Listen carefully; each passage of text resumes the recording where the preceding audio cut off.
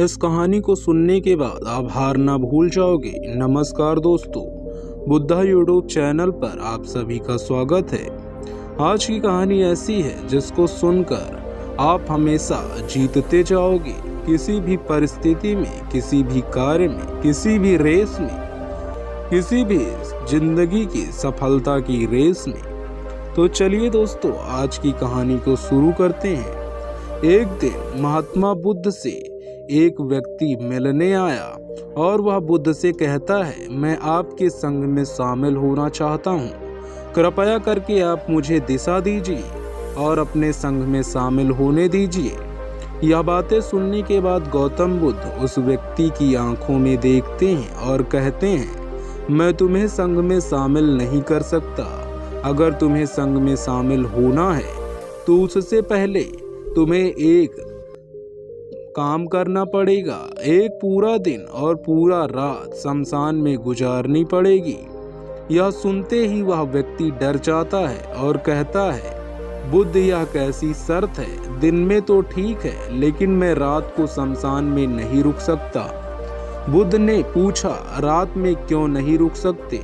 व्यक्ति ने कहा, रात होते ही शमशान में भूत प्रेत और आत्माएं घूमने लगती हैं।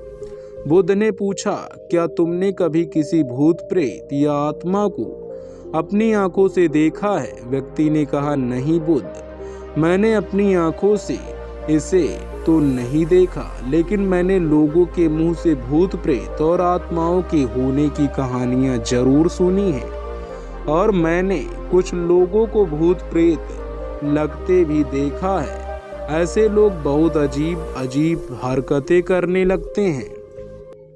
बुद्ध ने कहा, तो फिर यह तुम्हारे लिए एक बहुत ही सुनहरा मौका है यह जानने का कि क्या सच में भूत प्रेत और आत्माएं होती हैं या नहीं। व्यक्ति ने कुछ देर तक सोचा, फिर कहा, ठीक है बुद्ध, अगर आपकी यही शर्त है तो एक पूरे दिन और एक पूरी रात के लिए मैं शमशान में रुक जाऊंगा।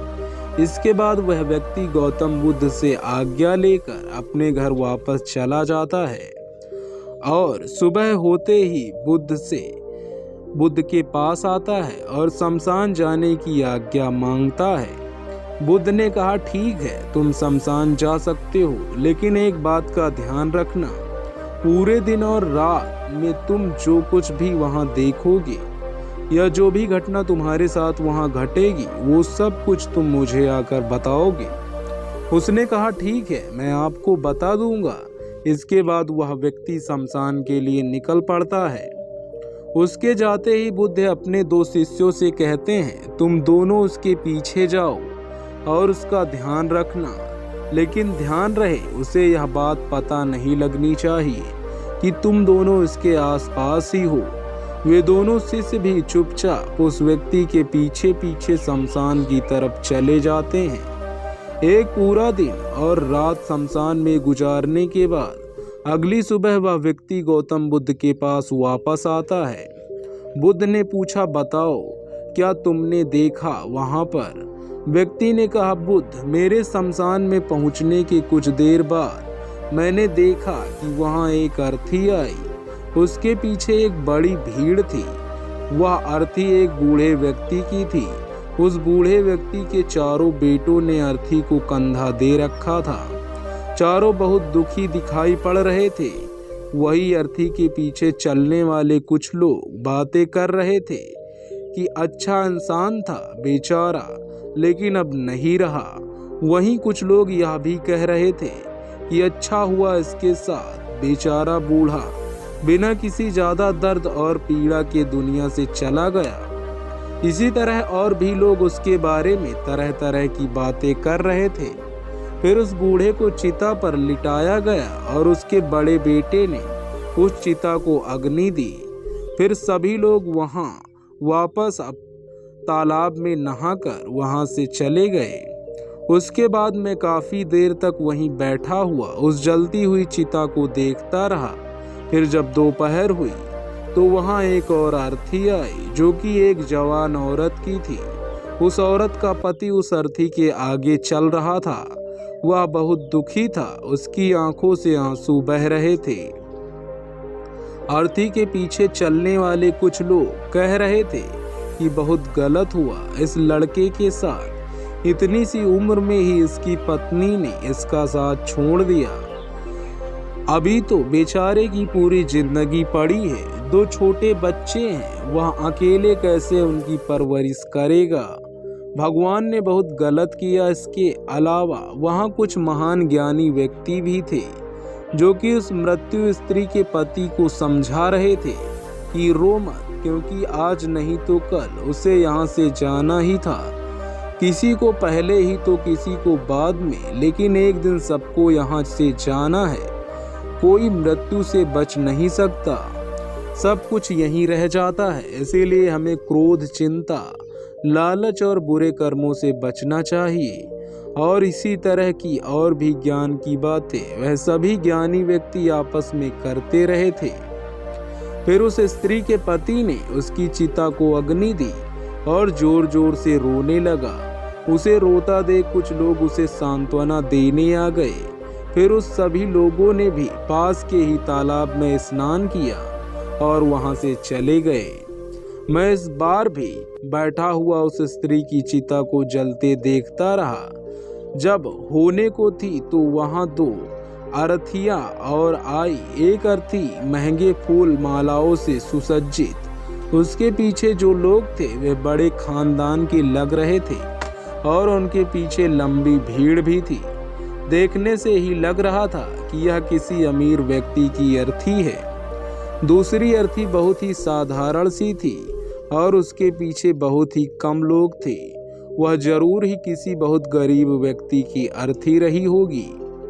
अमीर व्यक्ति की चिता को चंदन की लकड़ी से तैयार किया गया था, जबकि गरीब व्यक्ति की चिता को साधारण लकड़ी से। अमीर व्यक्ति की चिता को पहले अग्नि दी गई, फिर गरीब व्यक्ति की चिता को बाद में अग्नि दी गई। बुद्ध ने पूछा, क्या तुम्हें उनकी चिताओं में कोई अंतर दिखा? व्यक्ति ने कहा, नहीं, मुझे तो कोई अंतर नहीं दिखा। दोनों के शरीर एक समान ही जले और अंत में राख हो गए। बुद्ध ने पूछा, फिर क्या हुआ? व्यक्ति ने कहा, उसके बाद रात हो गई और वहां कोई नहीं आया।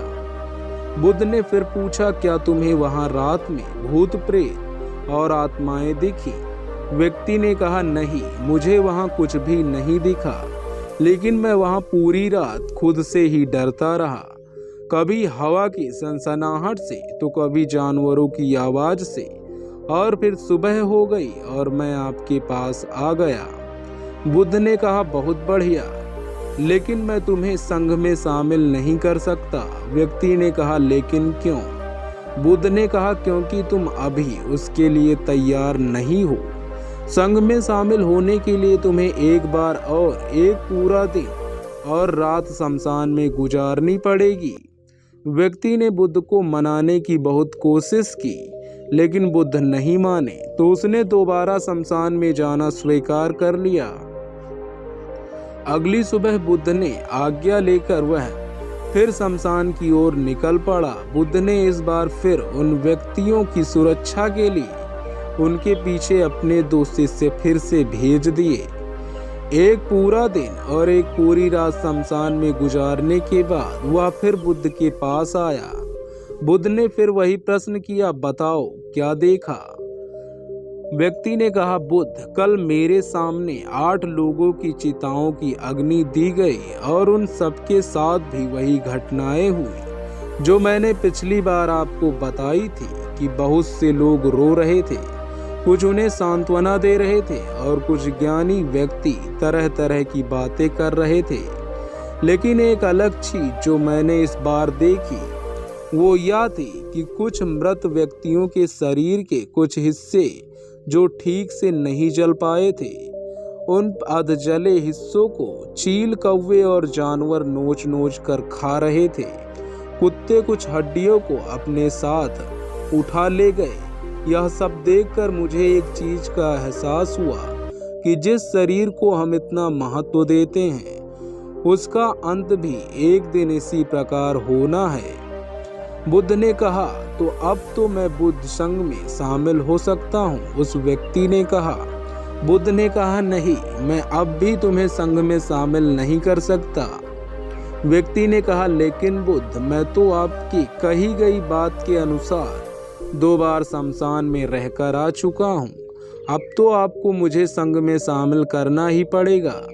बुद्ध ने कहा, जिस महत्वपूर्ण चीज को देखने के लिए मैं तुम्हें शमशान भेजा था, तुम अब तक उसे नहीं देख पाए हो, इसीलिए मैं तुम्हें संघ में शामिल नहीं कर सकता।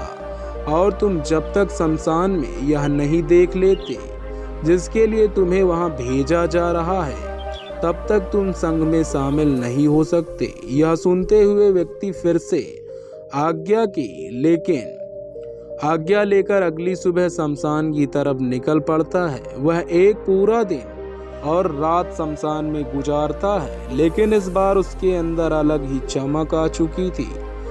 उसने वह घटना देख ली थी जो बुद्ध ने उसे दिखाना चाहते थे। अगली सुबह होते ही उसे बुद्ध के पास पहुंचने की जल्दी नहीं थी।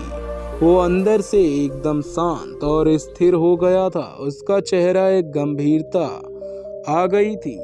वह धीरे धीरे चलता हुआ गौतम बुद्ध के पास पहुंचा और उन्हें प्रणाम कर बिना कुछ बोले शांति से बैठ गया। बुद्ध ने फिर वही प्रश्न किया, क्या देखा तुमने वहां?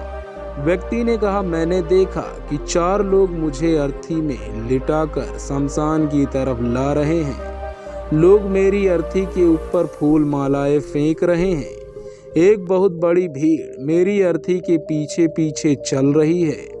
मेरे पिता, जो कि मेरी मौत से बहुत दुखी हैं, वो रोते हुए मेरी अर्थी के साथ चल रहे हैं। मेरा छोटा भाई मेरी मौत के बहुत दुखी है और रो रहा है।